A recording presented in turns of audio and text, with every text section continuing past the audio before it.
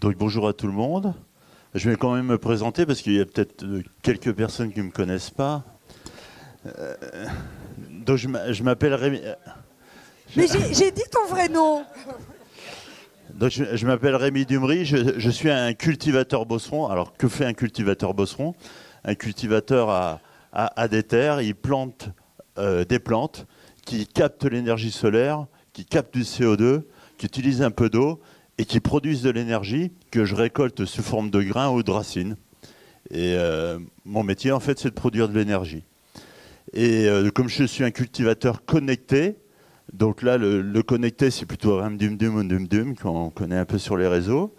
Lui, il essaye d'expliquer un peu tout ce qui se passe sur mon exploitation, comment je vois cette agriculture et comment je peux la diffuser à travers ces nouveaux outils numériques. Sachant que pour diffuser dans le numérique des choses de qualité, il faut faire des choses dans la vraie vie.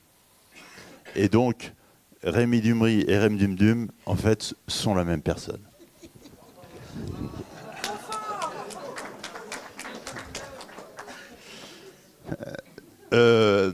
Alors, c'est très dur de passer en fin de journée comme ça, parce qu'il y a beaucoup de choses qui ont été dites.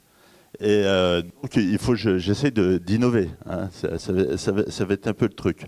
Donc, je vais peut-être vous raconter une histoire. Il y a 2 ans, c'était le Salon de l'Agriculture 2016. Comme j'ai un côté très expérimentateur, Jean-Paul m'avait demandé d'être critique de cinéma. Et puis, en discutant derrière le plateau de Village Chemance, j'avais rencontré Laurent. Louis Farmeuble commençait à sortir un peu du bois. Et je lui ai dit aussi, il y a un truc formidable qui est en train de se faire, qui est la ferme digitale, où tous les startups françaises vont être enfin visibles autour de cette association-là. Et Jean-Paul, il m'avait dit, ah ouais, mais la ferme digitale, nous, tu comprends, moi je suis plutôt co-farming, tout ça. Puis il m'a dit plein de mots, des trucs comme ça. Et je me rappelle la réponse que j'y avais fait. J'avais fait, Et en fait, j'avais rien compris ce qu'il m'avait répondu. Et pourtant, le numérique, je le touche, je vois à peu près ce que c'est. Hein. Alors ça a été dit, hein, c'est à la fois des objets connectés, des robots, des choses qui vont être des machines en fait. Et ça va être aussi des machines qui vont être capables de faire de la data qu'on va pouvoir utiliser à travers le big data, les OAD. C'est la deuxième phase que m'a très bien expliqué Pascal. Et puis aussi, il y a toute la plateformatisation de ces données, mais aussi du lien entre les humains à travers les réseaux sociaux. Tout ça, c'est le numérique, c'est l'impact du numérique dans notre société, c'est l'impact du numérique dans notre agriculture qui est en train de créer une évolution et sans doute une petite révolution. Donc ça, je connais ça. Et cette chose-là, en fait, c'est des outils supplémentaires que l'agriculteur va avoir dans sa boîte à outils. Alors, on lui en retire de temps en temps quand même, hein, mais il y en a des nouveaux qui arrivent. Et ces nouveaux outils-là, il va falloir s'en servir. Et la dernière révolution, la deuxième révolution agricole, la révolution verte, que mes parents, ou vos grands-parents, pour les milléniums, ont vécu, on leur apportait des nouveaux outils, qui étaient les pesticides, qui étaient les semences hybrides, de la génétique, qui ont été des engrais, qui ont été du matériel avec une énergie vraiment pas chère. Et on leur a pas apporté sur leur exploitation de cette manière-là. Aussi, il a fallu qu'ils apprennent à s'en servir. Il a fallu qu'ils créent des CETA, des centres de gestion, des groupes. Il y a même des sociétés qui ont créé le club des 100 quintaux. Hein, c'était la société Sopra à l'époque. Il y avait le réseau Pionnier qui expliquait comment on utilisait du maïs. Et tout ça, en fait, c'était peut-être déjà un peu du co-farming qui se faisait au niveau local, où on essayait de trouver l'usage. Comment on utilise toutes ces nouvelles technologies-là. Et je crois qu'aujourd'hui, on est arrivé un peu à la fin de cette période-là, où on a quand même optimisé au maximum ces outils-là. Hein. Maintenant, c'est sans doute très bien s'en servir, des pesticides, des engrais, des semences, et on commence à nous les retirer, maintenant qu'on sait bien s'en servir. Et peut-être qu'aujourd'hui, c'est ça qu'il faut créer, c'est comment on va utiliser toute cette nouvelle technologie-là. Parce qu'on l'a dit, hein, c'est des technologies, l'Internet, ça date presque du siècle dernier. Hein. En 99, on commençait à faire des start-up. Hein. J'en ai connu. On a cité 2003, qui était peut-être la date un peu plus officielle. Hein. Et donc, tout ça, il faut pouvoir les utiliser et trouver l'usage de tous ces outils-là. Alors, je vais vous donner 3 exemples. Je vais prendre l'exemple de l'agriculture de précision, qui consiste à non plus considérer une parcelle comme étant une unité, mais considérer que tout ça, c'est des petits carrés qui vont fonctionner différemment. Alors, pour cette agriculture de précision, eh bien, il y a des outils qui sont sortis. Hein. Par exemple, vous prenez un outil où il n'y a pratiquement pas d'usage, il n'y a pas besoin d'être très malin pour pouvoir l'utiliser, qui est la barre de guidage. Il suffit de faire un point A, un point B, et puis ça fonctionne tout de suite. Hein. Et puis même si vous avez un bouton qui dit au tracteur, bah, tu suis la ligne que je viens de faire, bah, le tracteur le fait tout seul. Et donc ça s'est démocratisé relativement rapidement. Le seul frein, c'est que ça coûtait un petit peu cher au départ. Aujourd'hui, pour quelques milliers d'euros, on arrive à avoir ça. Par contre, en même temps, il est sorti ce qu'on appelle l'agriculture de précision, la modulation intraparcellaire. Hein, on met un capteur, ou on met un capteur sur un drone ou sur un satellite, on veut retourner une carte de modulation, en fonction de critères de sol ou de choses comme ça, vous pouvez arriver à moduler des horaires. Mais tout ça, c'est beaucoup plus compliqué. Hein. C'est beaucoup plus compliqué parce qu'il faut avoir de la pratique. Il faut que l'agriculteur, en plus, ait un œil sur tout ça. Parce qu'il ne laisse pas faire la machine, toujours. Il veut toujours comprendre ce que fait la machine. Et ça, c'est important aussi. Et cet exemple-là permet de un peu mieux définir le co-farming, c'est-à-dire comment on va utiliser cette technologie-là. Sur WeFarmUp, j'ai mis plusieurs matériels.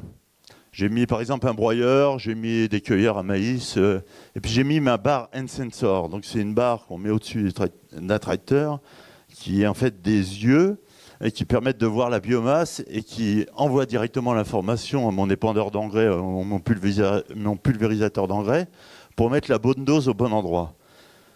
Et bien là, finalement, qu'est-ce que j'ai loué sous WeFarmUp? Le broyeur, parce que c'est beaucoup plus simple à utiliser, il suffit de savoir de l'atteler, de brancher la prise de force, de savoir que ça tourne à 1000 tours, et puis de passer tous les 3 mètres, parce qu'il fait 3 mètres, quoi.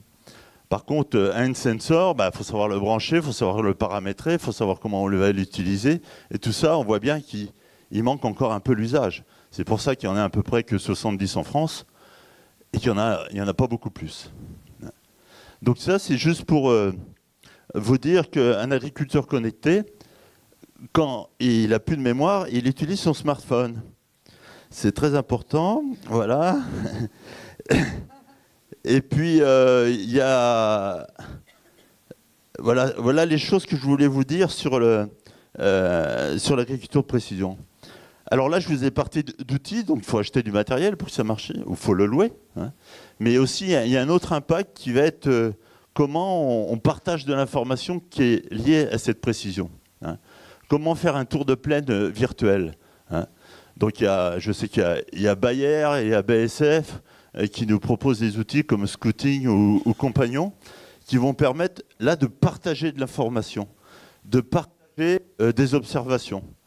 Et ce partage-là, en fait, c'est du partage de savoir. La matière première, c'est plus du service ni des biens, mais c'est du savoir et qui sera partagé et qui prendra en fait de la valeur de l'agriculteur. Tout le but de ces outils-là, en fait, c'est de faire mieux. Le but, c'est de faire mieux. Encore mieux. Après, le deuxième exemple que je peux prendre, c'est ce qu'on appelle l'agriculture de conservation. L'agriculture de conservation, c'est un peu le... donc, je vais peut-être la définir. Là, il suffit de mettre des plantes pour éviter que la terre soit à des moments qu'elle ne sert plus à rien. C'est éviter le chômage technique des sols. On met tout le temps des plantes qui sont en train de capter de l'énergie pour le restituer au sol, le nourrir et nourrir les productions après. Alors on pourrait l'expliquer comme ça, il y en a d'autres qui peuvent avoir d'autres définitions.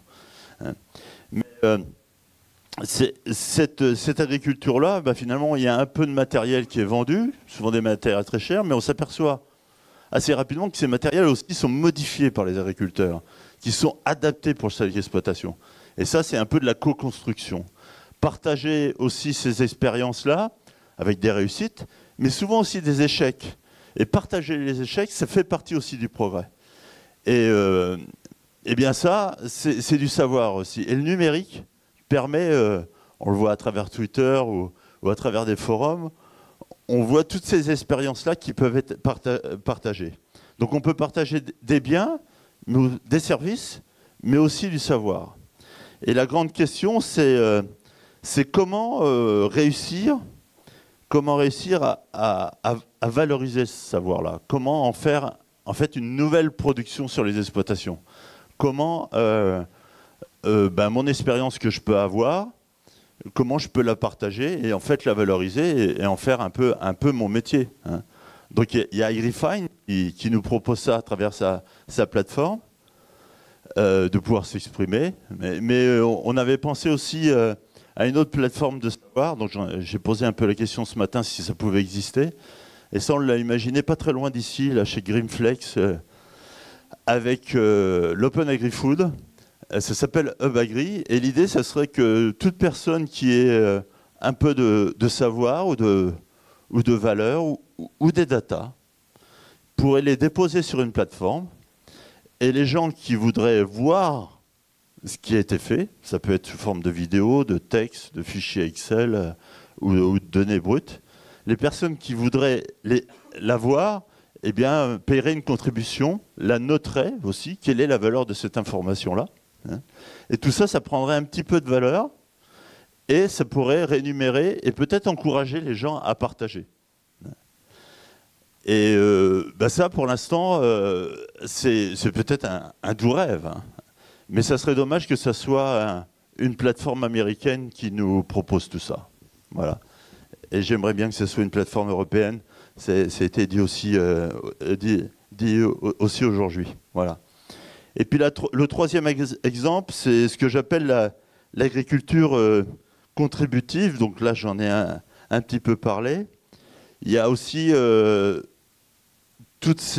co-farming, ça peut être aussi entre agriculteurs. Hein. On s'échange du matériel ou des services les uns aux autres, ou des données les uns aux autres.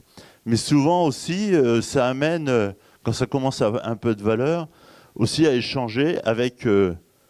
alors, le mot d'expert et de conseiller tend quand même un peu à disparaître, puisqu'on va vers l'avenir et on ne sait pas trop où on va. Donc finalement, il n'y a personne qui a été dans le futur, et qui est revenu, qui a été dans le futur et qui était revenu, voilà, ça marche, et qui est revenu pour nous dire bah, c'est là-bas qu'il faut aller, donc je suis un expert du futur, donc je peux y aller. Hein. Donc ça n'existe pas. Enfin, j'en ai pas je rencontre des aliens des fois, mais pas tant que ça. Donc l'idée, on a besoin quand même, agriculteurs, nous, parce que c'est pas notre métier, en fait, d'animateurs ou d'accompagnateurs qui nous accompagnent, qui nous permet de réfléchir un peu ensemble et puis d'avancer, toujours d'avancer. Hein. Parce que comme disait Pierre Dac, l'avenir est devant nous, mais on l'aura dans le dos à chaque fois qu'on fait demi-tour. C'est quand même quelque chose d'essentiel. Et donc, le but de tout ça, c'est de créer des communautés. On l'a un peu dit, des communautés d'usage par rapport à des outils, mais aussi des communautés de communication. Puisqu'il y a quand même un risque d'utiliser tous ces outils-là en agriculture. C'est qu'on fasse la même erreur que la deuxième révolution verte. C'est qu'on n'explique pas aux gens à quoi sert un pesticide, à quoi sert de l'engrais, à quoi sert des semences. Si on ne leur explique pas à quoi sert un robot, si on ne leur explique pas à quoi sert des big data ou des choses comme ça, ils peuvent aussi en avoir peur. Hein, avoir peur du progrès. On voit bien dans quelle situation on est un peu frileux aujourd'hui en France, même si on a l'impression que ça se débloque un petit peu. Hein. Et donc, ça, c'est important d'expliquer aussi aux gens. Donc, on peut le faire à travers des réseaux comme Agri Demain ou France Agri Twittos, d'expliquer directement au grand public et en fait de les rassurer, de passer au-delà du syndrome Élise Lucet qui vous explique à longueur de journée dans ses émissions qu'on vous cache tout et elle vous montre les choses qu'on vous cache. Alors ça, on s'en aperçoit, nous, agriculteurs, quand on parle directement avec les gens, on leur dit, bah, moi, j'ai rien à cacher, vous voulez voir mon pulvé, vous voulez voir comment je mets de l'engrais. Puis les gens disent, ah, vous êtes capable de nous montrer ce que vous faites? Oui. Ah, bah, alors vous ne nous cachez rien? Ben non. Et ça se passe toujours très bien. Ça se passe toujours très bien. Donc, en fait, c'est d'expliquer aux gens et de les rassurer.